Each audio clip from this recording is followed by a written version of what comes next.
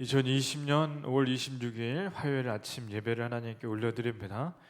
하나님 감사합니다. 각자의 자리에서 하루를 시작하며 말씀과 기도로 시작하게 해주심을 감사드립니다. 저희가 새벽에 이 현장에 나와 예배를 드리지 못하는 것은 아쉽지만 어느 자리에 있던 하나님께 예배하는 것을 하루의 시작과 끝으로 삼게 해 주시옵소서. 특별히 주일 예배가 먼저 회복되고 또 금요 기도회와 새벽 예배 또 양육 모든 모임이 하나씩 회복되게 해 주시옵소서. 언제까지 이러한 날이 지속될지 모르나 하나님의 뜻대로 저희는 따를 뿐입니다. 모든 것을 하나님께 맡겨드립니다. 예수님의 이름으로 기도드립니다. 아멘. 말씀을 보겠습니다. 고린도전서 10장 1절부터 8절까지 보겠습니다. 형제들아, 나는 너희가 알지 못하기를 원하지 아니하노니 우리 조상들이 다 구름 아래에 있고 바다 가운데로 지나며 모세에게 속하여 다 구름과 바다에서 세례를 받고 다 같은 신령한 음식을 먹으며 다 같은 신령한 음료를 마셨으니 이는 그들을 따르는 신령한 반석으로부터 마셨음에 그 반석은 곧 그리스도시라. 그러나 그들의 다수를 하나님이 기뻐하지 아니하셨으므로 그들이 광야에서 멸망을 받았느니라. 이러한 일은 우리의 본보기가 되어 우리로 하여금 그들이 악을 즐겨한 것 같이 즐겨하는 자가 되지 않게 하려 함이니 그들 가운데 어떤 사람들과 같이 너희는 우상 숭배하는 자가 되지 말라. 기록된 바 백성이 앉아서 먹고 마시며 일어나서 뛰논다함과 같으니라. 그들 중에 어떤 사람들이 음행하다가 하루에 23,000명이 죽었나니 우리는 그들과 같이 음행하지 말자. 그들 가운데 어떤 사람들이 주를 시험하다가 뱀에게 멸망하였나니 우리는 그들과 같이 시험하지 말자. 아멘. 자, 모세는 출애굽을 하는 모세가 이끄는 백성들을 신앙의 모델, 신앙의 비유를 삼았습니다. 그들의 시작은 심히 창대했습니다.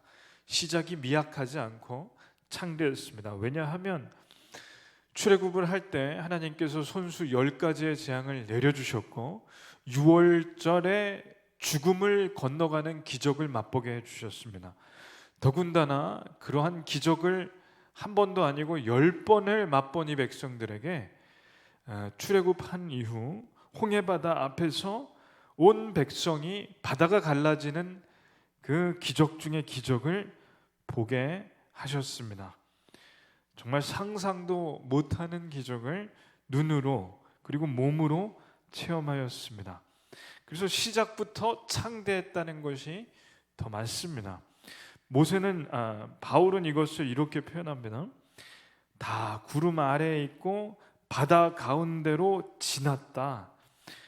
그래서 구름과 바다에서 세례를 받았다.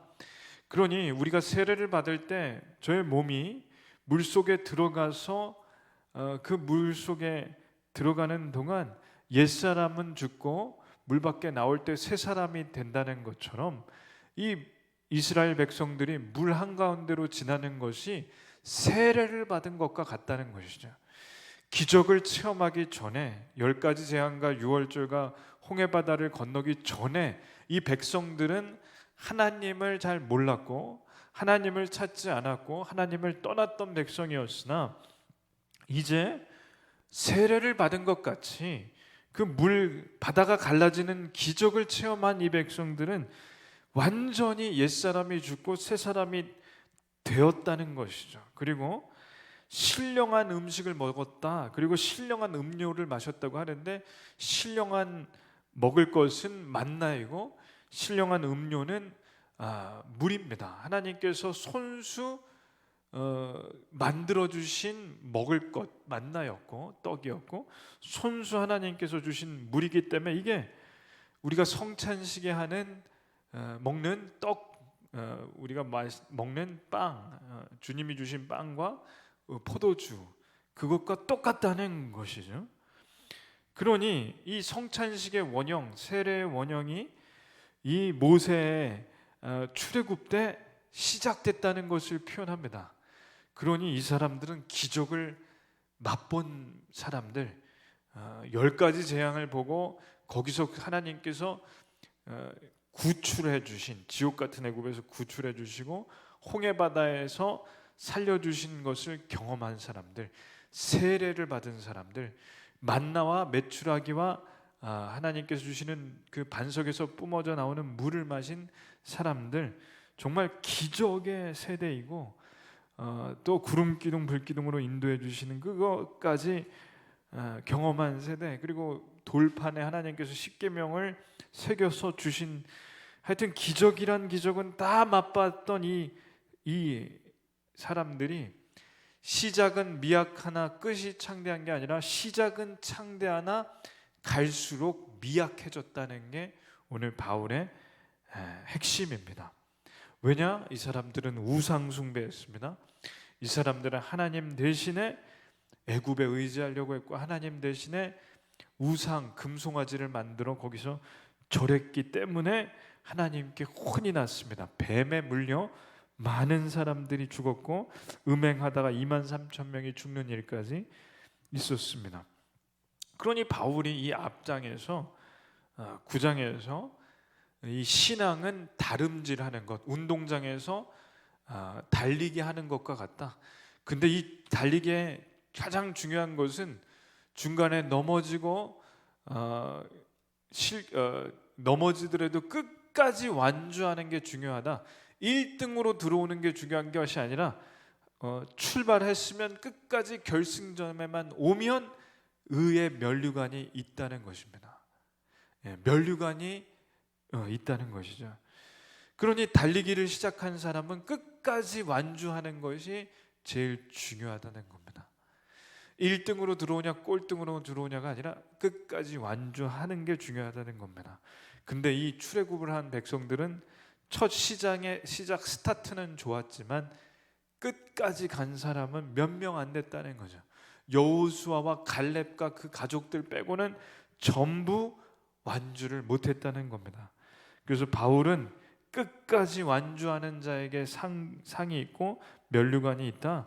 그러니 이 면류관을 위해서 끝까지 우상 숭배하지 말고 뛰자. 넘어져도 일어나서 뛰자.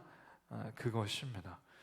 저희는 이 말씀을 보면서 다윗의 그 시편을 생각할 수 있습니다.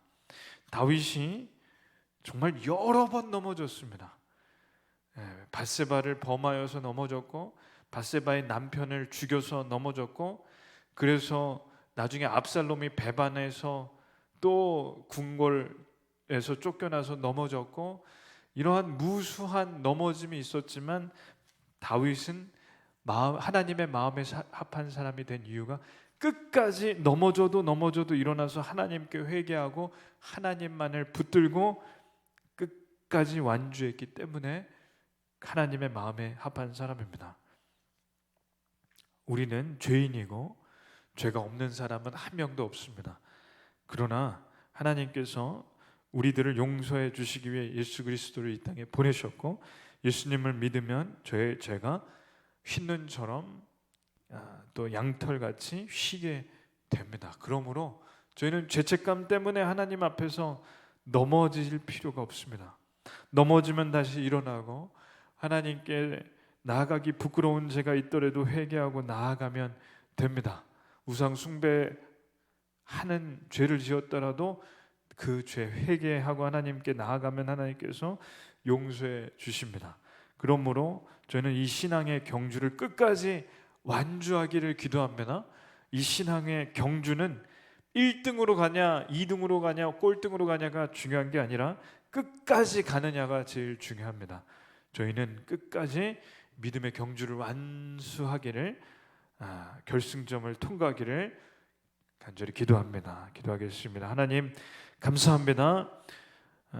이 마라톤 같은 이 신앙의 달리기에 다름질에 저희가 끝까지 넘어져도 일어서 달려가고 죄 지으면 회개하고 일어서고, 그래서 하나님께서 끝까지 성령님이 함께 해주셔서 저희를 끝까지 완주하게 주시옵소서.